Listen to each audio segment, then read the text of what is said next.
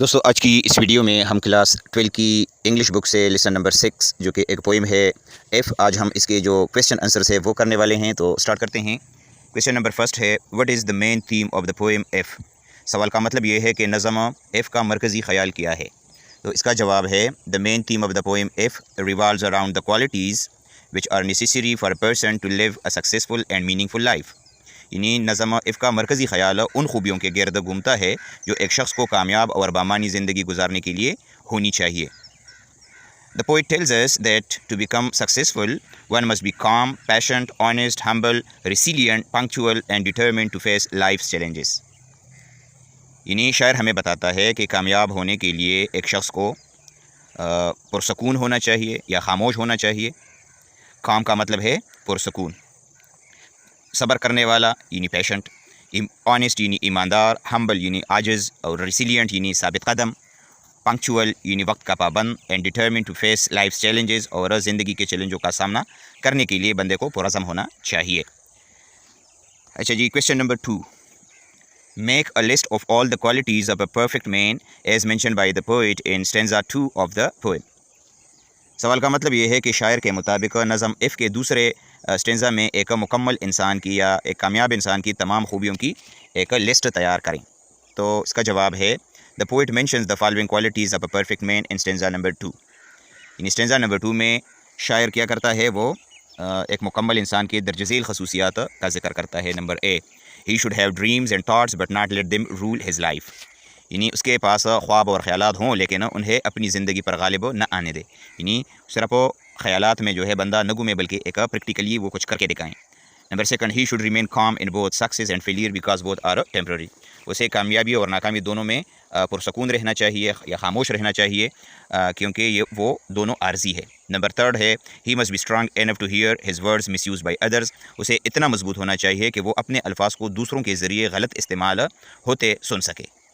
Number 4، he should remain brave even when every thing is last. اسے بہادر رہنا چاہیے چاہے سب کچھ ختم ہو جائے۔ Question number 3، explain the line or walk with kings nor lose the common touch. اس لائن کی وضاحت کرے، or walk with kings nor lose the common touch, یعنی بادشاہوں کے ساتھ جب وہ چلتا ہے یا اٹھتا بیٹھتا ہے تو وہ عام لوگوں کے ساتھ اپنی جو فطرت ہے وہ نہیں کھو دیتا۔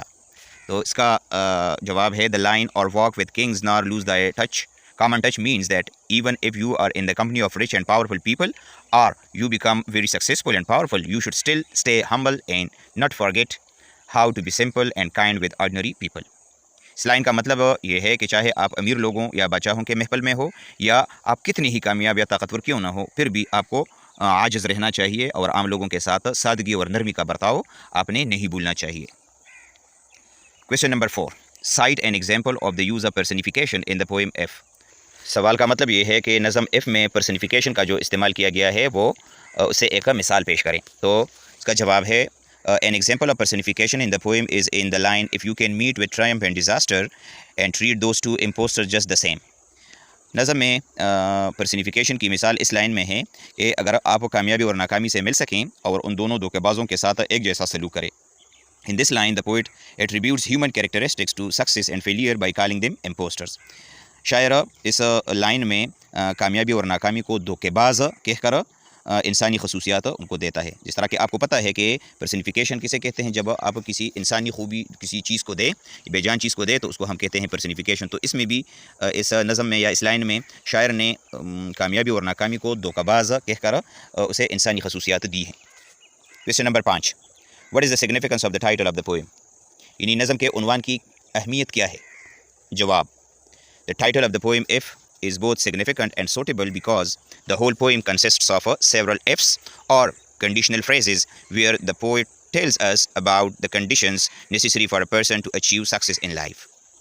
یعنی نظم F کا عنوان اہم اور موضوع ہیں، کیوں؟ کیونکہ اس میں کئی F's یا شرطی جملے شامل ہیں جہاں شاعر ہمیں ان حالات کے بارے میں یا ان شرائط کے بارے میں بتاتا ہے جو کسی شخص کی زندگی میں کامیابی کے لیے ضروری ہے۔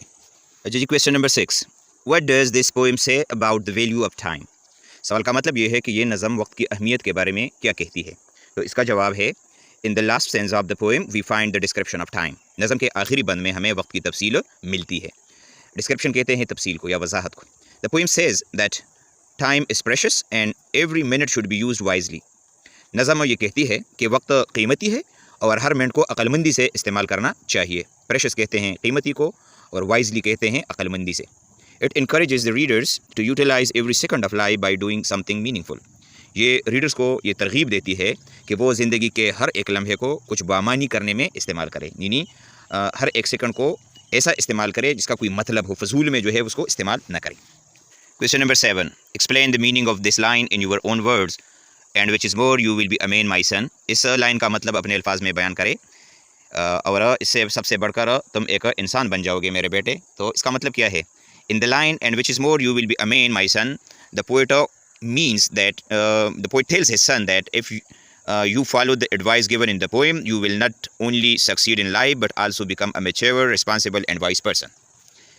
اس لائن میں شاعر اپنے بیٹے کو کہتا ہے کہ اگر آپ نظم میں دی گئی نصیحت پر عمل کرے تو آپ نہ صرف زندگی میں کامیاب ہوں گے بلکہ ایک میچور، ذمہ دار اور دانشمند انسان جو ہے آپ بن جائیں گے. Question number 8. What is the rhyme scheme of this poem? سوال کا مطلب یہ ہے کہ اس نظم کا رائم اسکیم کیا ہے. اس کا جواب ہے rhyme scheme means the pattern of sounds that repeats at the end of a line or stanza. یعنی یہاں پر رائم اسکیم کا مطلب ہے کسی لائن یا بند کے آخر میں ایک جیسے آوازوں کا بار بار آنا. The rhyme scheme of the first stanza is A A A A B C B C and the rhyme scheme of the last 3 stanzas is A B A B C D C D.